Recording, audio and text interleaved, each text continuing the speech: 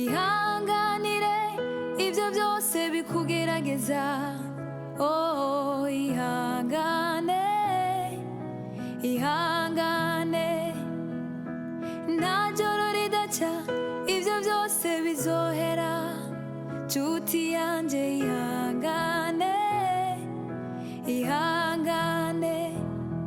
oya nta joro ridaca ibyo byose bizohera nshuti yanjye Aria mukobwa wanje ndazi yuko ibintu byose bakwagiriza atana kimwe wokora kuko je ndakuzi gusumba undi muntu wari we wese ndabizi rero kudashobora kubikora none mama ko batwirukanye turaja he ko nakuriye ngaho nkaba ndakuze kwera mama nta muryango n'imwe nigeze muza kuturamutsa none mama nta wundi muryango dufise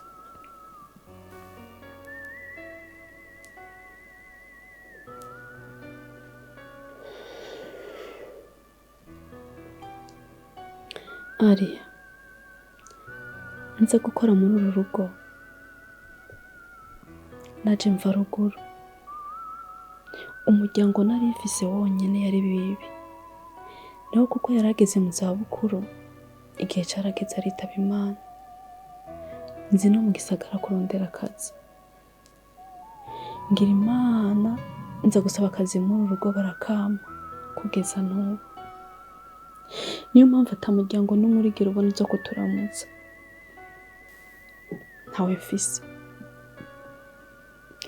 umuryango ufise ni wowe wenyine kandi kuba ndagufise ivyo birampagije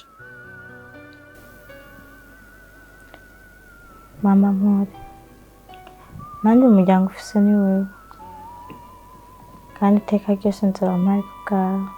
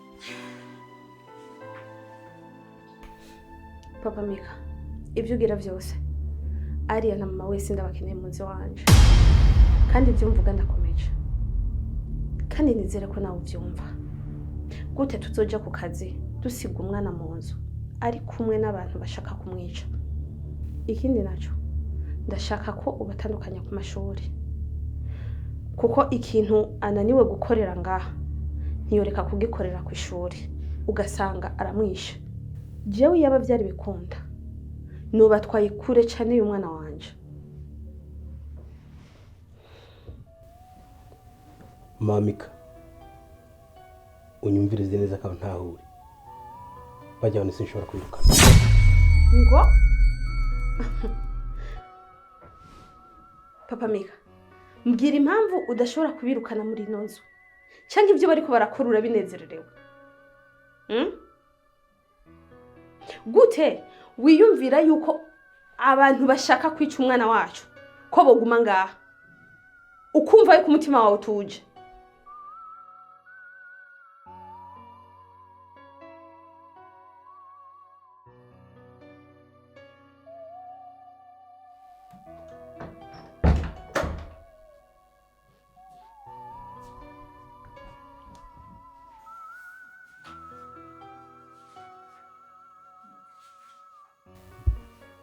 Mika,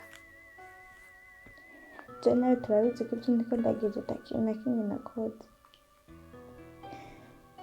Icyo ushaka ndakizi.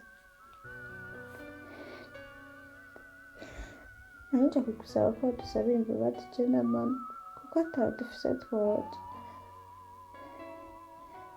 Icyo ushaka cyose ndagikora.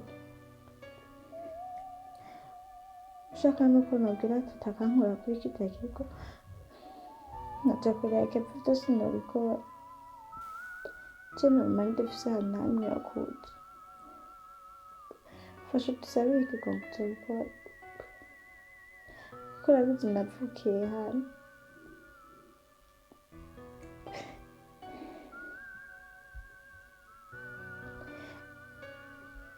Mama na Maria barahembwa barayandira ku ishuri muri uno mwaka.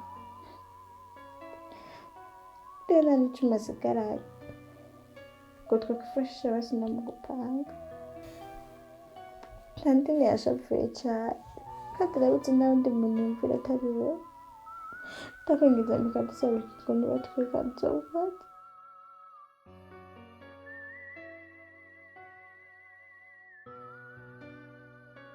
Mamika buri kimwe cyose wacumvise ibyo bavugiye haje ntibabyumvise bavuze ko nta nofise yo kuja nushaka nkuriki niyice basi nikate niho umugozi. Umviriza Bosco, iyo bashaka kuja jewe aho ntihandaba. Baja mu ishamba, baja mu kuzimu, baja mu ibarabara, jewe ibyo ntibindaba. Ico nkeneye nuko bamvira mu nzu nta kindi. Umviriza Mamika ndagusabye umbabarire. Umutima wo kwirukana aba bantu ndumva nawe mfise. Mamika nagira uvuga ikintu uzurashira mu bwenge. Imagine aba bantu tumara imyaka 20. Urya mwana Aria yavukiye ngaha akurira ngaha hama ngo cyo tubafata tubatemwe ibarabara. Imagine bagize ingorane. Mamika zushira mu bwenge nawe. Icyo mbona ni iki? Reka abantu bagume ngaha. Ndaza kuganiriza Aria niyo mbona kibazo banashaka. Icyo duhuriza ko ndaza kukurondera basi tukitorera umuti ariko bihora babagume ngaha. Ndagusabye please.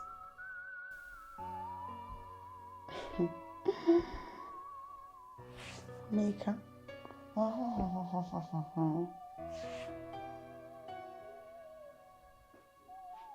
Alia, uno musi harageze aho mfukamira. Narakubwiye nzokora ibishoboka byose sindabona muri ino nzu.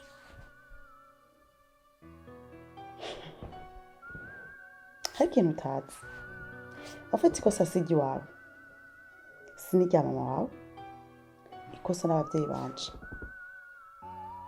Ikintu cyose Aria umwana aciye ubwenge, Aria umwana akirebutse. Wazi ko ushobora kubyihanganira ibyo? Ushobora kubyihanganira? Urukundo rwose bari kumpa, care yose bari kumpa bashyize kuri wewe. hamanye cyane nguma ndabiraba uko ndakureke unyibe ibintu byose mbona.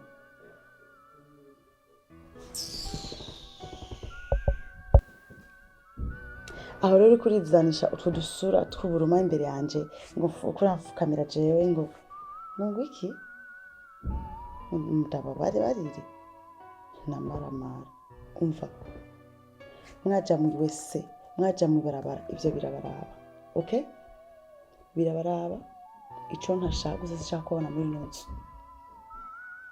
sishaka kubona muri nzu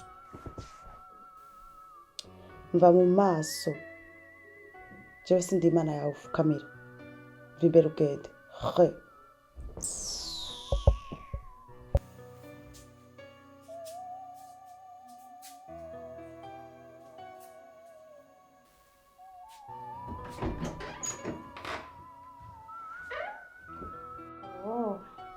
Okay.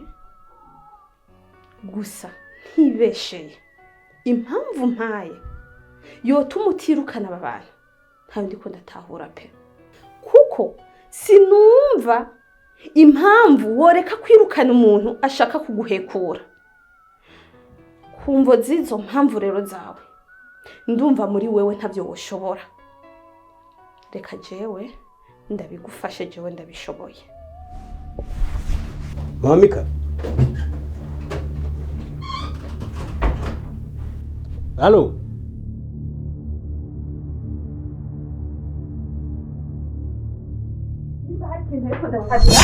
Nukukubona muri iyi nzu je navuze sinshobora. Uwo mutima wo kwihangana nta ufise. Mabuca ndagusabye umbabarire sifise hano hamwe nja n'umwana wacu ndakwinga inzu umbabarire n'ukuri ntunyirukana. Ndabasabe navuze ikirundi cyumvikana ndabasabe mumvire mu nzu sinkeneye kubabona. Umviriza sinshaka kuboneka nabi imbere y'Imana yanje mu kuvuga nabi sinshaka. Mama Mika wambere umuvyeyi kuva kera nukuri kandi ndagushimira cyane kandi wabaye mwiza wa muzima ndakwinga inzu wongera ungirira imbabazi urabizi ko nafise yonje. Claudia nibaze yuko imyaka tumaranye imaze nibaze ico ntakoze muri iyo myaka sindiko ndagikora uno munsi ico munyituye ndakizi munca bakinara kibonye sinkeneye rero ko mwebwe abantu babiri nagaburiye muba mu nzu mudapanze nambika umukobwa we namurihira amahera ateye n'ubwoba. Ibyo nyishuye mwabibonye agomba kumpekura akana mfise ari kamwe sinirirwe ndavuga ibintu byinshi kuko byinshi murabizi. Ndagufashe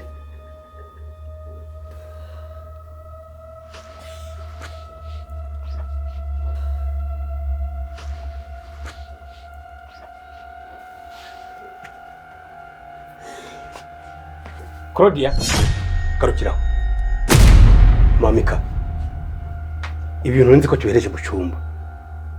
Aba bantu aho bajya.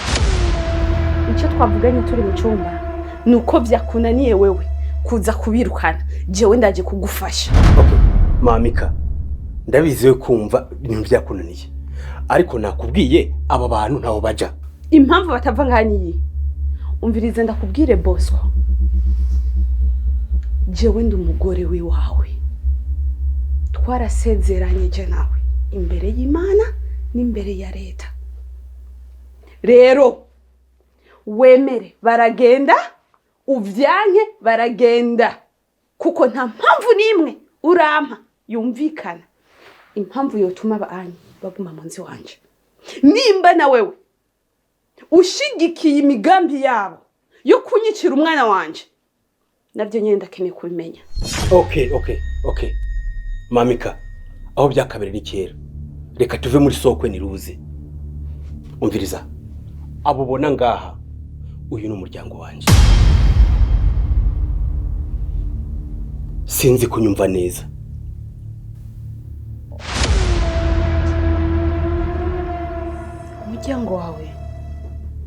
Umuryango wawe gute?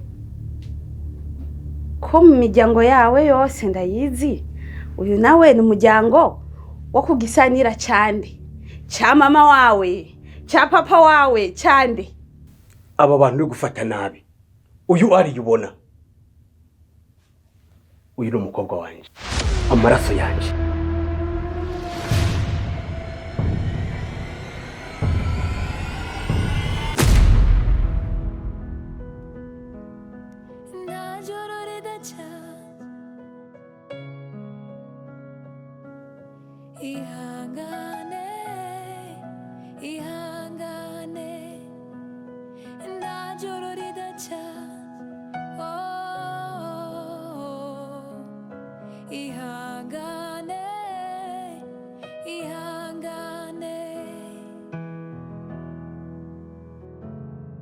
Mamika, ni sawa?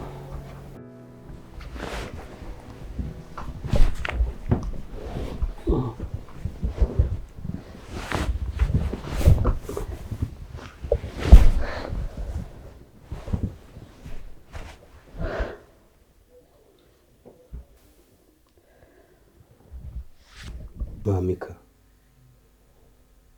mbabarire ku byo wumvise. Sinateguye ko uzobyumva mwa burya buryo. Nzi ko nzobikubwira mu bundi buryo. Kumbura ukantahura. Niyo mpamvu ngusabye umbabarire. Ngo ntabyo warugambiriye. Papa Mika, uramara make cyane. Jewe ndafata urugendo ngiye ku giterambere ry'umuryango wacu, nawe ugasigara inyuma usambana n'umukozi.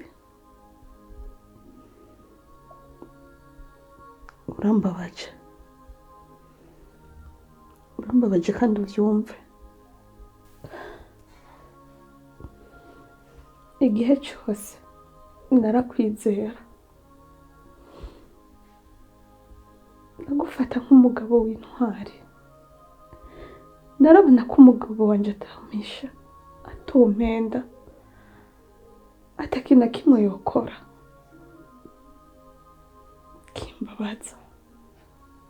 Ikimbabaza, nagufata nk'umugabo w'icitegererezo mu bandi bagabo.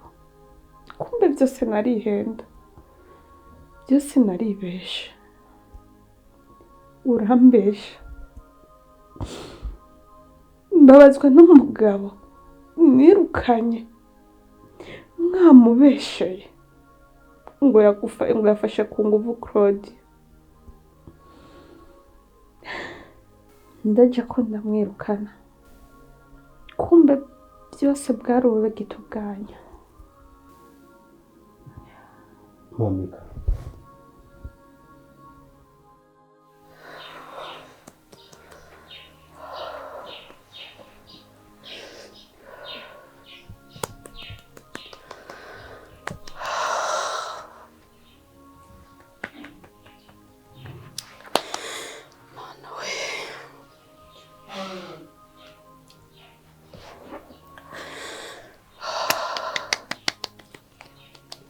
Mama,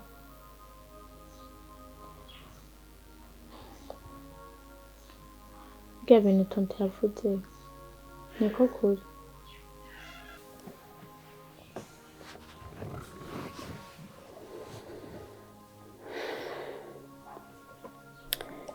Aria mwana wanje,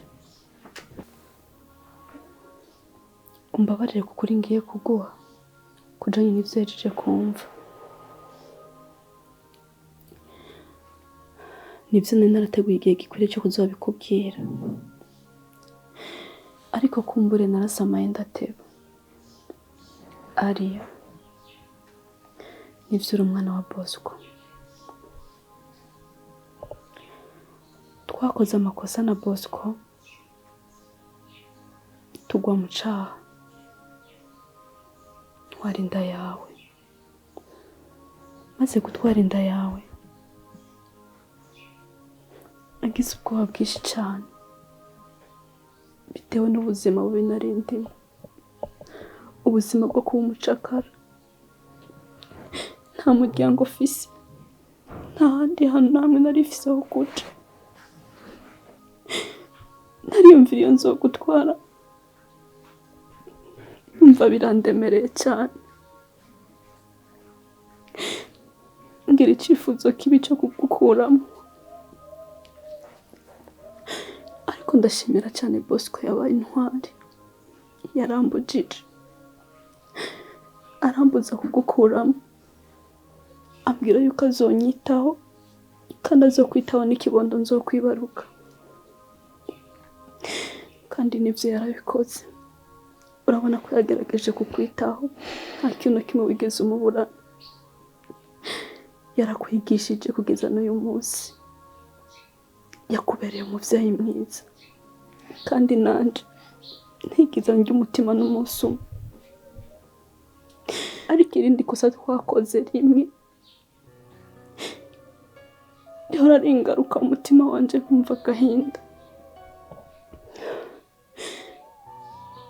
akaba ari naryo ritumye izi ngaruka zose ziba. Yasabye ko tubigira ibanga, asaba ko iyo nda ndayigika ku muzamu yakora hano, ndetse ambwira ngo mvuge yuko yamfashe ku ngufu. Uwo muzamu baca baramwirukana, bamwirukana kubera jewe ndamukoreye intebe ishushe.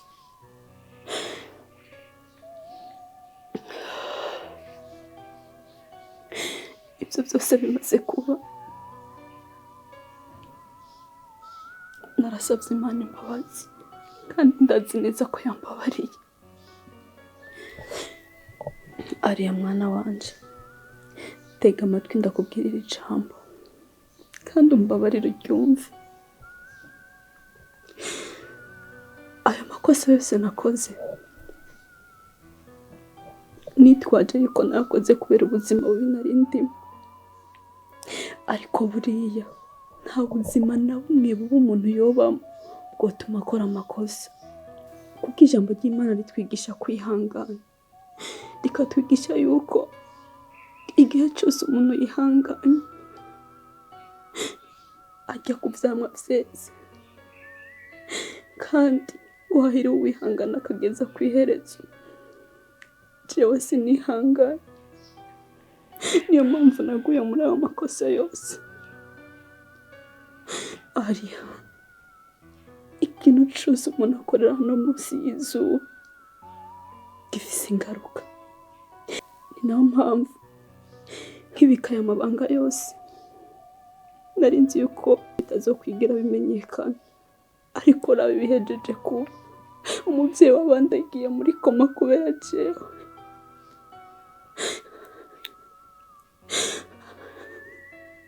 Hagiye kwaduka ingene muri uru rugo kubera jewe. Ariko kumbura iyo nihangana, Imana yozongiriye neza.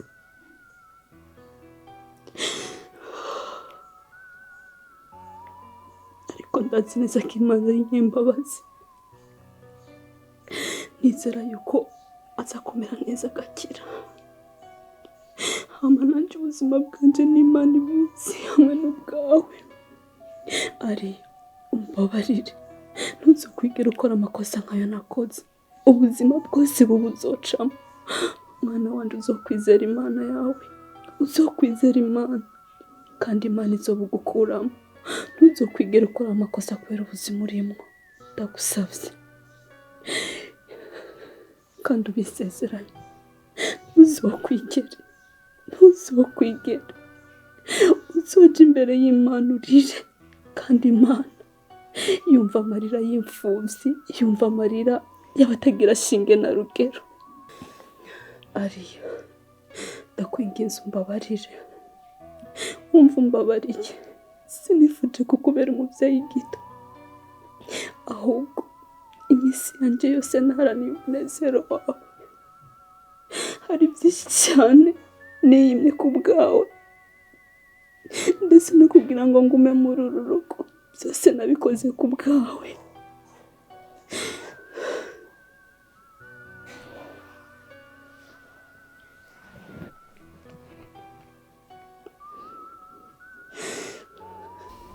Bosco, ndagusabye bajya abantu ubirukane, sinkeneye kubabona kandi mu nzu yanje. Ibisigaye nje nawe tuzomenyana, kandi ndagusabye ubikore nk'uko ndabikubwiye, utandugiriza attention kandi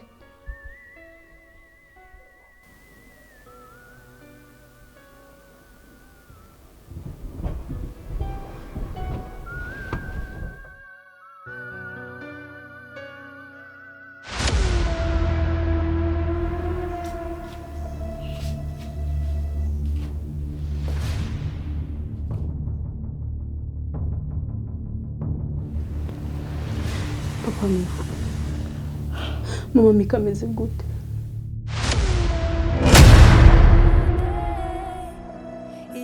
ihangane nta joro ridaca ibyo byose